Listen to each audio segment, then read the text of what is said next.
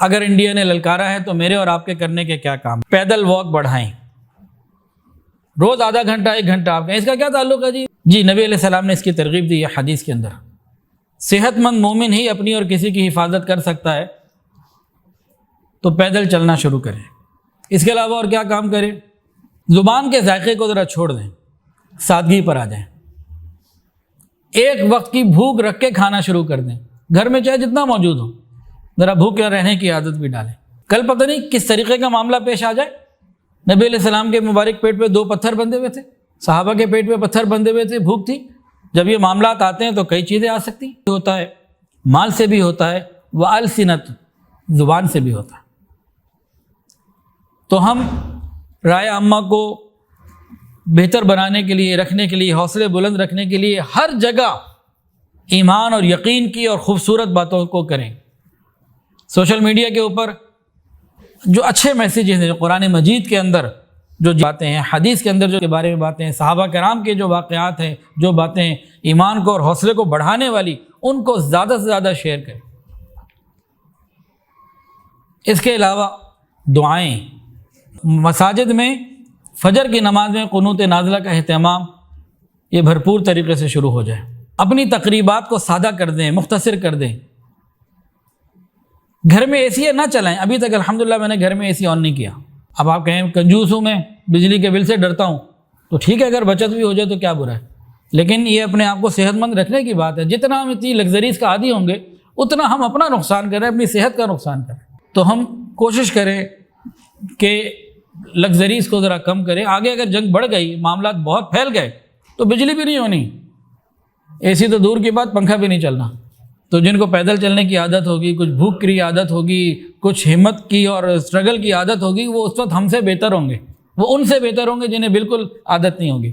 اس کے علاوہ آج میں نے ایک ہاسپٹل والے جاننے والے ہیں، حجاز ہاسپٹل والے، ثاقب بھائی کو میسج کیا۔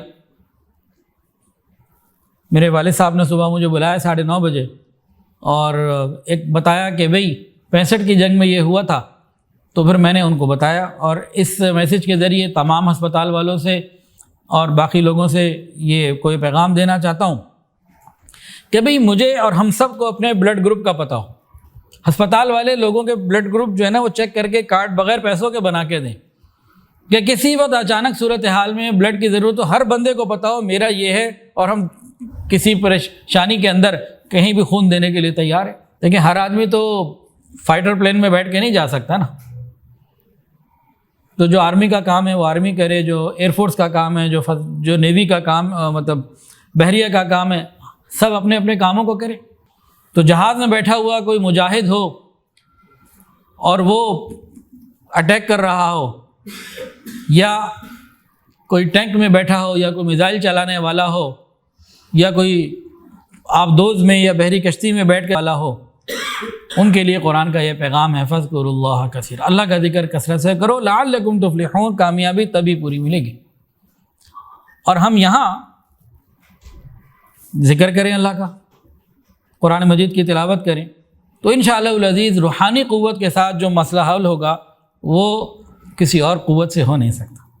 ایک صاحب نے کہا جب بات ہوئی تو بھئی اس وقت قرآن مجید کے ساتھ ہمیں اپنے تعلق کو مضبوط کرنے کی ضرورت ہے۔ اس وقت پوری قوم کو قرآن مجید کے ساتھ اپنے تعلق کو مضبوط کرنے کی ضرورت ہے۔ قرآن مجید کو پڑھنا، سمجھنا، اور بالخصوص جہاں اللہ رب العزت نے دشمنوں کے خلاف کھڑے رہنے کے حوالے سے جو ہدایات دی ہیں، وہ حکومت پاکستان کے لیے، اب پاکستانی افواج کے لیے، عوام کے لیے، اس میں پوری رہبری الحمدللہ قرآن و حدیث میں موجود ہے۔ ان کو غور و فکر کرنے کی ضرورت ہے، قرآن مجید کے ساتھ اپنا تعلق مضبوط کرنے کی ضرورت ہے۔ یہ بات ہوئی تو ایک صاحب کہنے لگے جی ابھی تو 5th جنریشن وار اور پتہ نہیں کیا کیا، تو قرآن مجید سے کیا ہوگا؟ یہ جملہ کسی نے بولا، کتنا برا جملہ ہے۔ قرآن مجید سے کیا ہوگا آپ کو بتا دیتا ہوں۔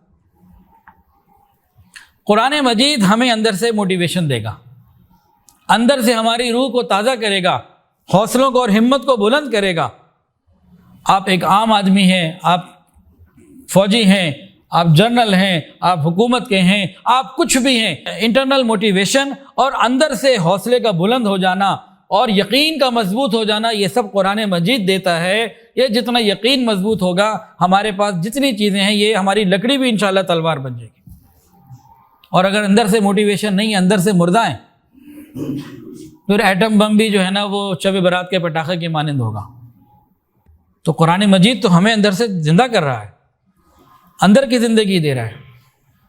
کوئی بھی ٹیکنالوجی، کوئی بھی مادی وسائل، ان کو استعمال کرنے کے لیے جو چیزیں چاہیے وہ قرآن مجید سے ملیں گی۔